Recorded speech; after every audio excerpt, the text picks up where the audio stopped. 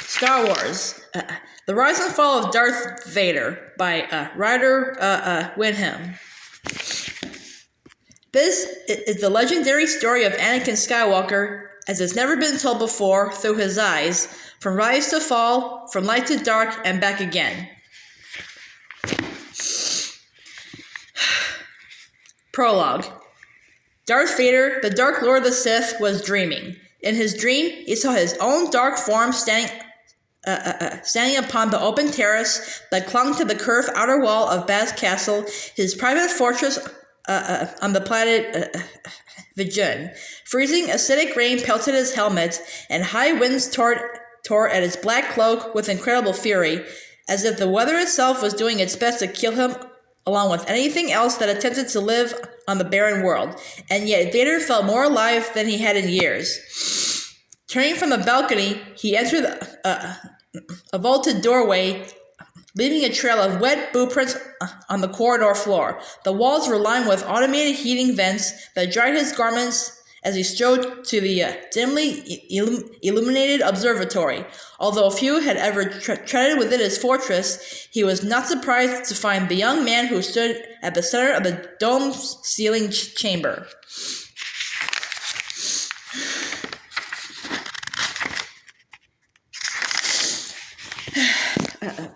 The young man was Luke Skywalker. Clad in form-fitting black clothes, Luke had his back to Vader as he examined a three-dimensional star map that was suspended in the air above a holoprojector. Vader recognized the map as the Coruscant sector. Luke's arms hung at his sides, and Vader noticed that Luke's right hand, clad in a black glove, was almost touching the lightsaber clipped to his belt. A new lightsaber, Vader thought, and a new hand. Silent as a shadow, Vader moved forward into the room. Without acknowledging Vader, Luke raised his right arm into the holographic starfield. He moved his cybernetic fingers through the tiny, glittering orb that represented the planet Coruscant.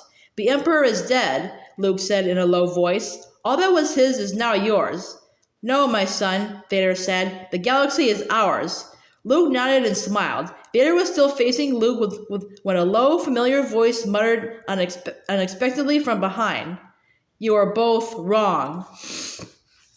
It was the voice of Emperor Palpatine. Vader saw Luke's expression become tense, but he did not turn to face the Emperor. Then the Emperor began to laugh. A ring of fire erupted from the floor, surrounding Vader and cutting him off from Luke. Listening to his master's cackle, Vader lowered his masked head and thought, "Why won't you die?" The laughter continued. Luke said, He can't be alive. Father, help me." Around Vader, the fire began to burn inward, moving closer toward his body. Behind his helmet, Vader tried to blot out the horrid laughter. "Why won't you ever die?" But the laughter did not stop. Vader attempted to reach for his own lightsaber, but his arm suddenly felt like it was made of solid stone. The flames were now licking at his cloak and boots. The Emperor laughed louder. Luke began to scream. Vader squeezed his eyes shut. He could smell fused circuits and roasting flesh.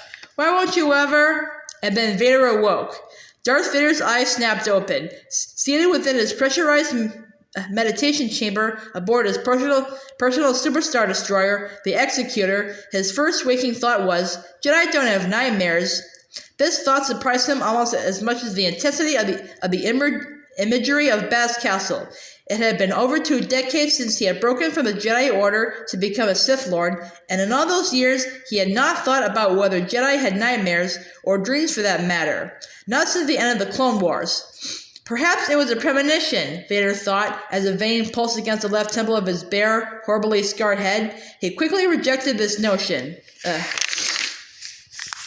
He knew a premonition, when he had one, knew that it was more than just a trick of the imagination mixing with some subconscious desires. The vision of his fortress had been something else.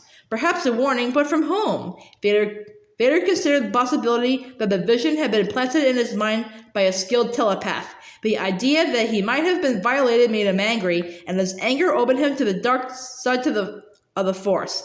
Closing his eyes, he reached out with the Force and searched for signs of psychic energy trails that might lead to a telepathic invader. He found nothing, no one, but the Emperor would not leave a trail.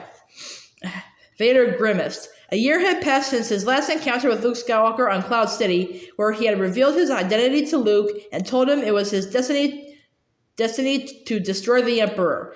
Vader suspected that the Emperor knew of his treachery, for the Emperor knew everything eventually. But even if the Emperor were aware of all that had transpired, Vader was certain he would not feel threatened. The Emperor was simply too powerful. And yet, somehow, Vader sensed that the Emperor had nothing to do with his strange vision of Bast Castle. Could it have been just a dream? Vader wasn't sure. After so many years without dreaming, he had forgotten what dreams were like. Above his pale head, a retractable robotic arm held his helmet close against the spherical chamber ceiling.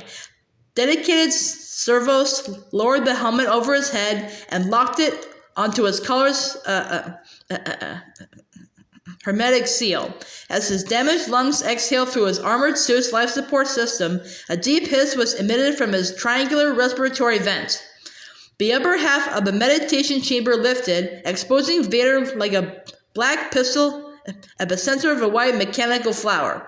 His seat rotated, allowing him to face a wide view screen, which flicked onto display the image of Admiral Piet on the Executor's bridge. Vader said, "Status report." "The Executor is prepared to leave Coruscant's orbit," Piet replied, standing at attention in his gray uniform. Although his voice was alert, his eyes appeared tired from staring at sensor screens and navigational monitors. "I await your command." "Set course for the Endor system," Vader said. "As you wish, my lord." Piet's image vanished from the view screen. It was definitely not a dream, Vader convinced himself without difficulty. Dreams are for pathetic life forms. He stared at his own reflection on the surface of the view screen. "I am the nightmare." With an imperceptible gesture, he reset the view screen to display the star field that lay directly before the Executor's bow. As he gazed at the distant stars on the screen, a deeply buried memory pushed its way into his consciousness. It was the memory of a wish to visit every star in the galaxy. But that wish, and the dreams that went with it, had belonged to someone else, a child who lived a long time ago and was no more. Those were the dreams of a boy named Anakin Skywalker.